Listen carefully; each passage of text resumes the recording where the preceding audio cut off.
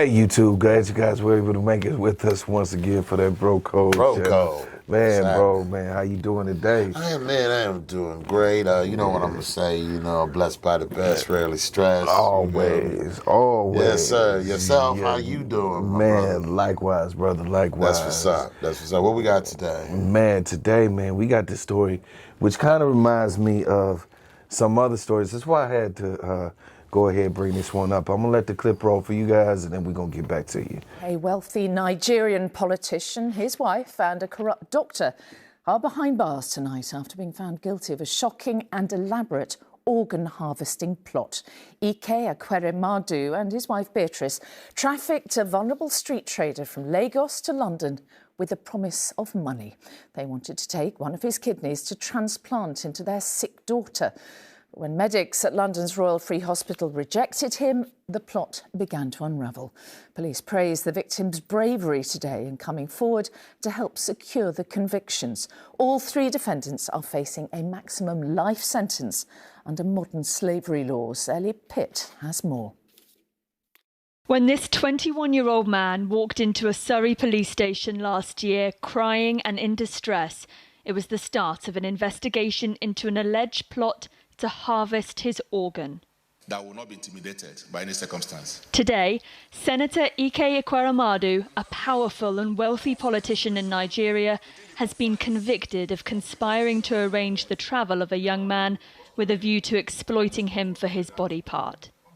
Found guilty of the same charge this morning was the senator's wife, Beatrice, and a medical middleman they used, Dr. Abina Abeta. This is the first conviction of its kind in the UK. We could not have achieved this without the courage of one person, our victim survivor. I want to commend him for his bravery in speaking out. The Old Bailey heard how the victim, a street trader from Lagos, was offered £7,000 to come to the UK and promised a new life here. But the real plan, the jury was told, was that he would donate his kidney to the Ekweremadu's daughter Sonia, seen here at the front, who has a serious kidney condition. It's not illegal to donate a kidney, but it becomes criminal if there is a reward of money. They were pictured together before the proposed operation. He can't be identified for legal reasons. Today, Sonia Ekweremadu cried in court as she was cleared by the jury. The alleged plan hit problems when the Ekweremadus took the 21-year-old to start the transplant process. The court heard how the victim came to this London hospital and that he didn't understand why he'd been brought to the UK until he met a doctor here. That doctor said the young man was not an appropriate donor because he hadn't had any advice about the risks of surgery and didn't have the funds he'd need for lifelong care. So the operation was refused. The jury was told the Ekweremadus then continued the search for a donor, and this was when the victim was able to escape. Today, his lawyer in Nigeria explained how his client's life has been changed forever. Certainly, with these things, he can't go back to who he used to be. He can't come to Nigeria freely, obviously. He cannot walk the streets of Nigeria. The cheerful part of it is that he's excited that he was able to stand up for himself. And this decision to do that and seek help from the police has now created a historic legal precedent. And that's because this is the first case where a conviction has been secured using the organ harvesting element of the Modern Slavery Act, a relatively new piece of legislation brought in 2015. But prosecutors have been criticised for the lack of convictions they've secured under it. Ike Ekweremadu, Beatrice Ekweremadu and Obina Obeta will be sentenced on the 5th of May. OK, Ellie Pitt outside the Old Bailey, thank you. So, bro, we got this situation where they came to him and told him, look, you can, would you be willing to give us your kidney? We'll give you this money. I think it was £7,000. Well, that's not what they did. What they did was they told him they would give him $7,000 to have a new life. Yeah, that. You know what I'm saying? Once he got to Lagos, was it Lagos? No. That's They where were he was going from. to the UK. Oh, okay, to the UK. Yes, but he was from Lagos, though. Yeah, like from Lagos. Nigeria. Nigeria. Okay, and once he got there, then that's when they told him. So, hey, this is why you're really up here. Is for, you know, our daughter needs a kid. Right. Which it seemed like he G'd for. He's like, okay, yeah, I first, do it. Yeah, first. You know first, what I mean? yeah. But then, I guess the doctor talked to him. Yes. And told him the ramifications Right. of getting it done, getting this procedure done. And then he was like, oh, no, they didn't tell me all that. Right. You know what I'm And saying? then you only give me $7,000 or pounds or whatever they currency That is. ain't nothing, man. Nah, man, no. I'm going to need some lifelong treatment. That's what the doctor told him, you know, because now you only operating on one kidney. On one kidney. Shoot. And I mean, like, okay, this is like my dad. He was on dialysis until the day he passed, you know. I mean, he had been on dialysis maybe over 10 years, okay? Wow. And he needed a kidney. Wow. You know what I'm saying, as well, you know. Right. And for him to, you know, because his had shut down. He couldn't use his anymore. So Right. that's what the purpose of dialysis is for. You know, clean your blood out or whatnot. And he went like, what, three times a week to get his blood clean. You know what I mean? Because, you know, I'm assuming that, you know, it works as a filter and everything. Yes. And whatnot. So, you know, I'm not a doctor, but, you know, I was there for a lot of that with my dad, you know what I mean? Yes. Especially towards the end, you know what I mean, or whatnot. But yeah, you just, you know, now that young man, will, you know, he's 21, but he's operating on one kidney, Mo. You know what I mean? I mean, it's a hell of a sacrifice. I've heard of several people that actually done it. You know what I mean? But I don't know. I don't think 7,000 pounds, however much money it was, that's worth. And then you don't even know these people. Yeah. You know what I mean? Now, I've heard of people donating their body parts after they die. You know what I mean? Yeah, you can have whatever you want when they leave. Organ donor. Organ donor. You know what I mean? But just outright just say, well, no, I don't even know this person. I'm just going to donate a kidney. Now, I'm sure it's happened before. I'm not saying that. I'm pretty sure, You know what I mean? But definitely. this was more of a transaction. Yes. Where he was actually getting played. Yeah, because definitely. that wasn't the original reason he was coming up to the UK. Right. It was just, he thought they was, you know, doing an act of kindness for him to give him a new life. Right. Once he gets there, then they drop the bomb on him. Right. And, you know, he's kind of like, well, I'm up here now. I guess maybe he felt obligated to do it. Yeah, I think that was it. Do you think that's what that might have been? Okay. You know, the thing is, and this is why I said that it kind of remind me of some similar stories, is that, you know, there's been so many different stories of black men being found, you know, without their body, without their organs. All I do is think about my child and what happened. Rose Palmer says it's been torture since April 9th, 2018. Everett Palmer Jr. was on his way from Delaware to Queens to visit family. He stopped off in York, Pennsylvania to take care of an outstanding warrant having to do with a DUI. 2 days later, his family is told he died in police custody. And now, more than a year later, they still don't know how or why he died. The information that we are receiving in a very piecemeal style tells us that Everett Palmer was tased.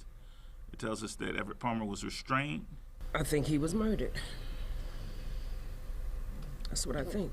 The 41-year-old Army veteran died after an incident, quote, following an excited state, and that he hit his head on the cell door and was restrained. His body was returned to his family, but missing the heart, throat, and brain. It's not unusual for organs to be removed and held after autopsies. However, the family has sought to get samples of the organs so their own pathologist can do testing, but has gotten pushback. An in-custody death demands a certain level of transparency that has been lacking on behalf of York County. Methamphetamine toxicity was also cited in the ME's report, but the Palmers say no drugs were on him and he never used meth. The coroner has ruled out death from natural causes and suicide, but the cause of death remains inconclusive. The Palmers are now also seeking any video of Everett while he was in custody. Until they have answers, loved ones say they will have no peace, clinging to their memories of a veteran paratrooper, a son, a brother, and a dad of 2 boys. We referred to him in the past as a gentle giant, and that's what he was. And my son was a good young man, kind-hearted, loved everyone. And he didn't. No one deserves this. York County officials have said they cannot comment because this is an ongoing investigation. Shirley Chan for Pix 11 News. Yeah, Faith, even years later, it's still a case that has a lot of public interest. Now, when Ryan was found, his eyes, heart, lungs, liver, and kidneys were missing. He had rented a car to drive from LA to Vegas, and after just a few hours into his drive, his car ran out of gas. That's when California Highway Patrol picked him up and drove him to a gas station. At that gas station was where he was last seen alive. 74 days later, his body was found 2 miles away, and years later, his family still doesn't know how he died. There are a lot of questions and answers that I'm still seeking 6 years later for my son Ryan. It's something a mother should never have to do, bury her son. They have not concluded a manner or cause of death. They listed as undetermined. Iris Flores says her son's autopsy report left her with so many questions. 2 tattoos were cut off. According to the autopsy, it tells you that the flesh, there was one here behind his ear, and there was one here on his left shoulder, and it tells you that that flesh was missing. Ryan Singleton left Georgia to chase his dreams. The journey captured on camera for a docuseries called Are We Famous Yet? The inspiration for our docuseries was simple. It was Ryan. We wanted to document his journey and becoming a model. And now that docuseries has turned into a tool to help solve the case. He has a video diary that his gracious brothers, his producer brothers, are making into a docuseries so that we can let Ryan shed light on his own story, his own self. My name is Ryan S., aka Shotzi, the model. His own story and an investigation in his family's hands. Some things I need to find out as well, so exhuming his grave would definitely give me some answers.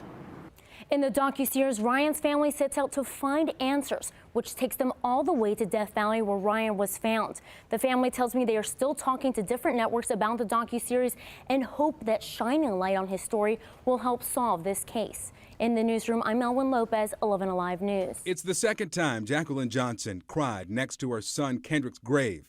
The first time he was being lowered into the ground. This time he's being pulled out of it. Did you ever expect you'd have to exhume his body? No, I didn't expect to have to bury his body. In June, Kendrick's body was sent to Florida. The Johnsons hired Dr. Bill Anderson to conduct an independent second autopsy. In that autopsy, Anderson told the Johnsons he'd found evidence that Kendrick died as the result of a blow to the neck and not accidental asphyxia, after slipping into a rolled gym mat at school, as investigators in Georgia had said. But what Dr. Anderson did not find shocked them. When we got the body for the second autopsy, that organs, the heart, lungs, liver, etc., were not with the body. The brain? The brain, they were all absent. Every organ from the top of Kendrick's head to his pelvis gone, and his family had no idea. We have been let down again. And when we buried Kendrick, we thought we was burying Kendrick, not half of Kendrick. I'm not sure at this point who did not return the organs to the body, but I know when we got the body, the organs were not there. You know, these people being killed for their organs.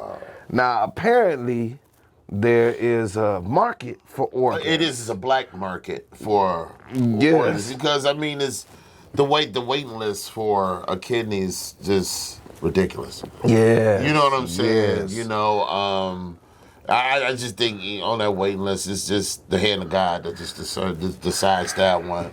You know, but I believe some of them people are, you know, try to act like the hand of God too. Right. Kind of figure, well, I think we'll get it to you instead. You know, definitely. You know what I'm saying? But you're right. There is a black market for it. Yes, and they was trying to say that movie Get Out was attested to that type of stuff happening, like brothers coming up missing. Right. They didn't show that in the movie with brothers' organs being taken out, but the white folks is inhabiting the bodies of the black men. Right. So you know, now that in itself is a completely different story. But I would like to say that this situation right here, you know, I don't know, man. What's your thoughts on just that part right there? You know, just I think it's just an act of desperation. You know, people love their loved ones. I'm just gonna say that. You know, and people will do anything for their loved ones. You know what I mean? You know, the waiting list is just what it is. You're gonna wait. You know what I mean, for that organ. You know what I mean? When you could possibly pay $50,000 out of your savings or whatever you built up, and if you got the money to get that kidney right now, you know, you don't care where the kidney's coming from. Okay. Yeah. However they farming these body parts is however they doing it. They already know if you buying it from you. If you buying it, then it's illegal. You already know that. Yeah. You know what I mean? Especially, you know, you're not going to the hospital or nothing. You know, you're going through a black market syndication type deal, you know, to get this body part or organ, for your loved one, you know, for them to survive. You already know it's illegal. Definitely. And I'm pretty sure it's only people with money that's getting them like that, because I think one of the Rothschilds, I think he had like multiple heart transplants, from what I heard. But this is somebody who is like, when we say the elite, Rothschild. They above Trump and them. You know what I mean? They above Trump and them. The 1%. But it's just, you know what I mean? It's like you said, but I think anybody, I don't know what the going rate is for organs, and I don't care really, you know what I'm saying? Because it's if you're obtaining those organs illegally by force, and you know, possibly, you know, you're stealing them from people. Yes. You know what I'm saying? Whether alive or dead, or you're killing people to get it, that's on some Frankenstein stuff to me. Sure enough. But, really? You know, I see they don't put much investigation into that. You know what I mean? When they go ahead and they find these bodies and whatnot, we don't never hear nothing else about it. We don't never hear nothing else about it. It's just like, oh, this person committed suicide. No, this person did not commit suicide. No. You know what I'm saying? It's like, I remember, and not to get off subject, but I remember a brother, they was talking about, he hung himself. But first, he was shot, and then he was shot in the head, and then he was hung. They said he committed suicide. Well, you can't possibly shoot yourself first, then hang yourself. Exactly. And that defeats the purpose. You shot yourself, then what did you need to hang yourself for? Exactly. Because you're dead, you know. So. But they just, you see how they just be like, okay, well, it's suicide. Or like Rasheem Carter. That story. Yeah. Oh, there's no foul play. Right. No foul play here. Right. You know, who knows, maybe his body parts might have been harvested too. Right. That's a good. It's just throwing it out there because they only found bones. Right. They just found bones. Yeah. So I don't know, bro. You know what I'm saying? This piece right here that we this clip that we just seen is just a small piece to a larger issue that we have. Right. You know, and that's why I kind of wanted to bring that up and you know, go ahead and discuss with you on that. So. Oh yeah, you know what, man? It's a lot of stuff that's going on. You know, besides that, you know, with the trafficking and everything. Yeah. Kidnapping women and stuff. You know, and taking them into different countries and pimping them out. You know what I mean? And stuff like that, man. So it's just world period. You have to be very, very cautious. Yes. In your steps. You know, and you can't trust everybody. You know what I mean? If you don't stand for nothing, you don't fall for anything. Definitely. You know what I'm saying? So you can't believe the first good word to come in. You know, if it's even a good, it might sound good. Right. You know, but that comes your way. You know what I mean? You got to be conscious out here. You know, you got kids. You got to. You know, it's almost like. You know, when you have a fire escape plan or something for your kids, you know, in case of an emergency, the house catches on fire. You got to do that with your kids in real life out here. Yeah. You know, when you're outside, you know, I know with our mom, you know, she would be like, well, if something happens, you know, or let's say we got lost at the mall or something, you know, we would be here. Definitely. You know what I'm saying? Just stuff like that. You know, that landmark. Right, that landmark. You know what I'm saying? So I think, you know, especially with And I mean, yeah, adults protect yourself as well, of course. Yes, because y'all these being grown targeted. men. Yeah, these are grown people. That's, you know what I mean. But you know, if they're targeting adults, they'll target kids. Factual. Because they're an easier target. You Yeah. know what I mean. So we got to really teach our kids as well as us being cautious. You know what I mean. Yeah. Teach our kids how to be cautious as well, because this world is going to hell in a handbasket, so to speak, you know. And you got these people out here. This is a real life. This ain't no fairy tale, because you don't see it. Don't mean it ain't happening. Exactly. You know, Exactly. So with that being said, and that's one of the things I wanted to say too. You know, thank God for the internet, because a lot of things that were going on and may have been hidden are now out. You know what I'm saying? So we able to see. And it's hard to look at a lot of this stuff, but it's good to know at the same time. Yeah. If you know that if that situation ever comes your way, you might be aware and be like, oh, okay, I just seen this. Yeah. Now I see the okie doke coming. You know what I mean? So, yes. Okay. Don't answer your door for DoorDashes you didn't order. That too. Right, just have them set it at the door. Yes, definitely. Or if you didn't order it, just tell them go away.